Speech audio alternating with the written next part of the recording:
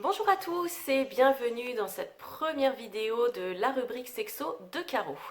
Je me présente tout d'abord, je suis Caroline Leroux, psychologue clinicienne et sexologue et ça faisait bien longtemps que je voulais me lancer dans des vidéos mais je n'avais pas le temps, donc confinement oblige, enfin je me lance. Voilà, alors pourquoi ces vidéos? En fait, je me suis aperçue, en regardant les médias, en surfant sur Internet, en voyant même la presse écrite, qu'il y avait beaucoup de contre-vérités, beaucoup de choses qui étaient dites autour de la sexualité, de la sexologie en règle générale. Et donc, je voulais faire partager ma connaissance dans ce domaine. Alors effectivement, là ça va être certaines vidéos plus ou moins longues en fonction de certains thèmes que je vais aborder dans chaque vidéo qui vont être le plus compréhensible possible et le plus simple possible. Alors bien évidemment, chaque sexologue a une particularité et travaille de façon singulière.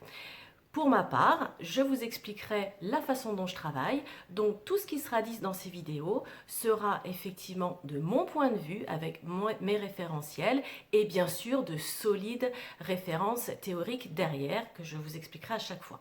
Alors ça c'est important parce que je suis sidérée de voir sur internet des vidéos qui circulent de certains soi-disant sexologues qui vont vous donner des conseils, qui vont vous expliquer des choses mais sans réellement donner leurs sources ou juste ils ont lu un bouquin et ils vont vous dire il faut faire ci, il faut faire ça. Alors non, c'est pas comme ça que ça se passe. Il y a des études derrière, c'est quelque chose, c'est une matière scientifique, une matière médicale, donc il y a quand même des choses à respecter là-dedans. Donc c'est pour ça que peut-être que eux maîtrisent un petit peu mieux que moi les nouvelles technologies de communication.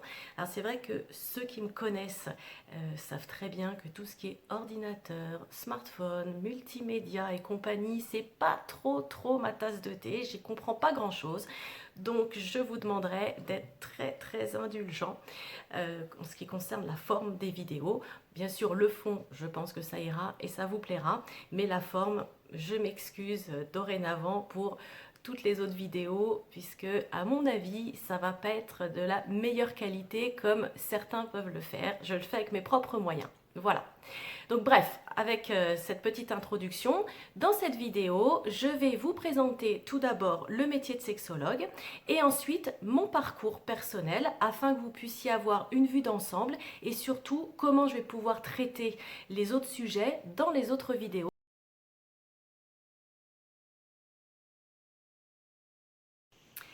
Alors j'ai eu beaucoup de questions, notamment par des étudiants ou même des lycéens, par mail ou par téléphone, qui m'appelaient pour savoir comment on fait pour devenir sexologue. Alors c'est vrai que ça devient de plus en plus à la mode grâce aux séries, grâce aux médias aussi, et qu'on peut se dire ça peut être assez sympa d'être sexo, alors comment on fait pour y arriver? Être sexologue, c'est avoir un diplôme interuniversitaire de sexologie, donc ce DIU, et en fac de médecine, se fait en fac de médecine et il faut à peu près 3 ans. Généralement, c'est ça.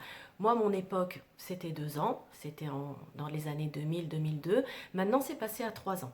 Donc, il faut quand même être professionnel de la santé.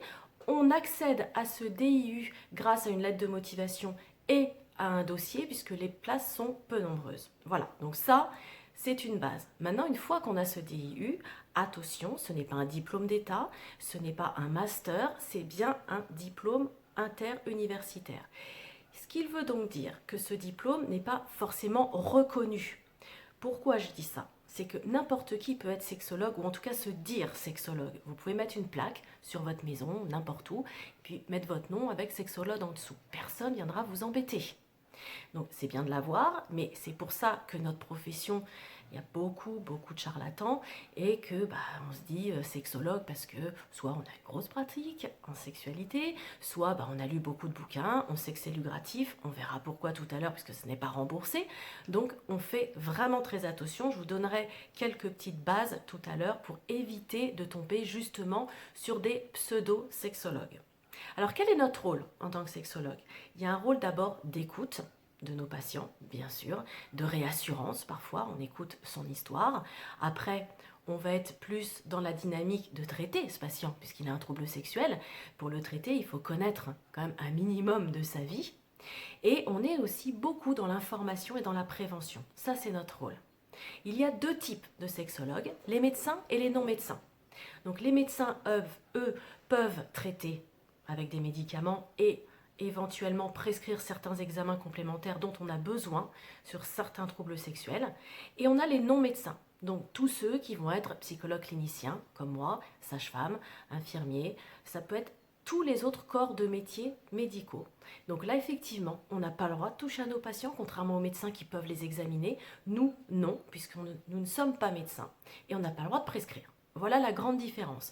Mais par contre, tout, que ce soit médecin ou non médecin, on a tous le même diplôme interuniversitaire en fonction d'où on l'a passé, donc de la fac de médecine sur laquelle on est diplômé. Voilà.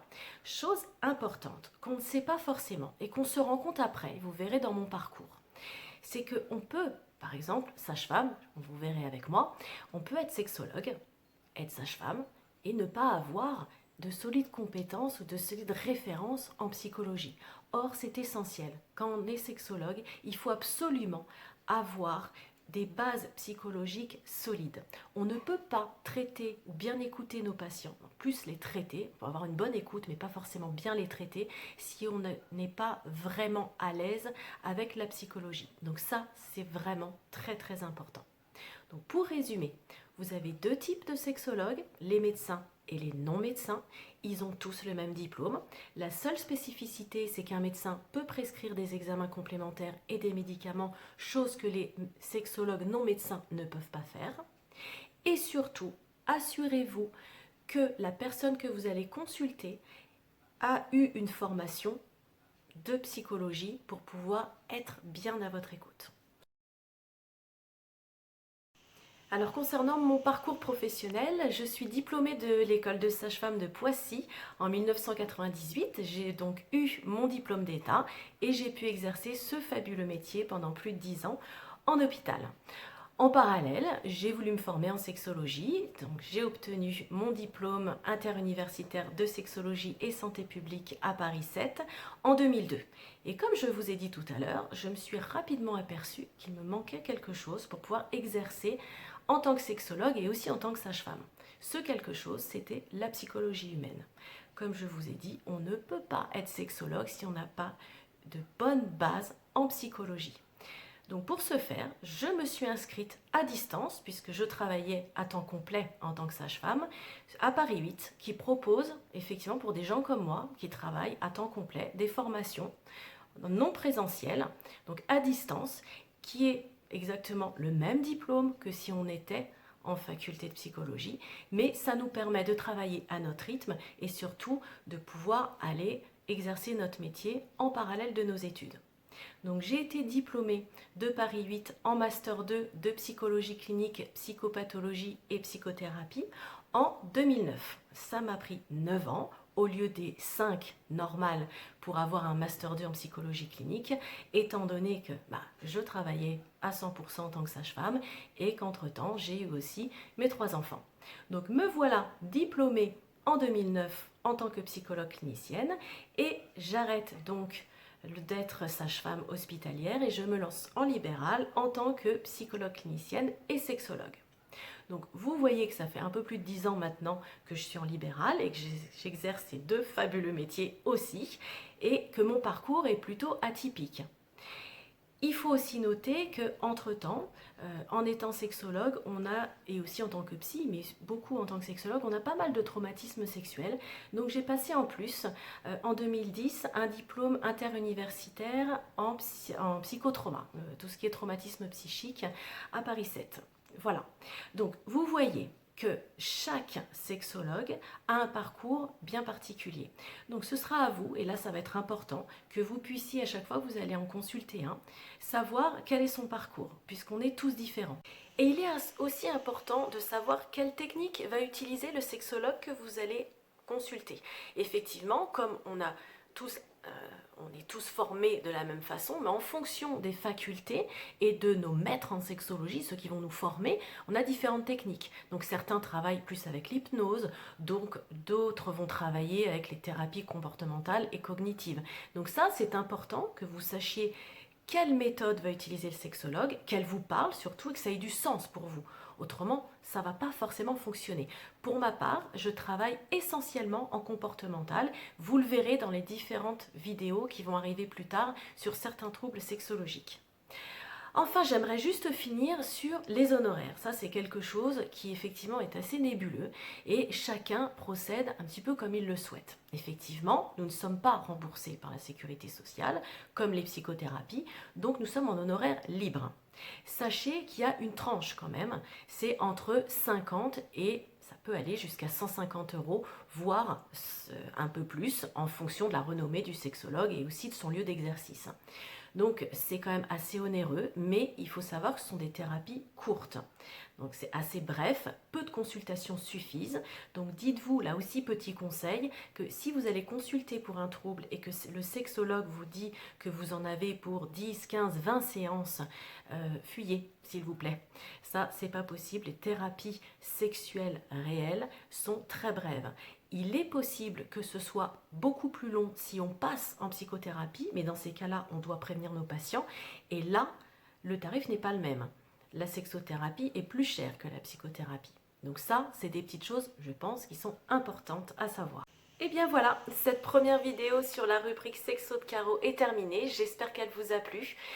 Si vous avez envie d'en savoir plus sur la sexologie, écoutez, n'hésitez pas. Je posterai régulièrement des vidéos et j'espère qu'elles vous plairont tout autant que celle-ci. À très vite!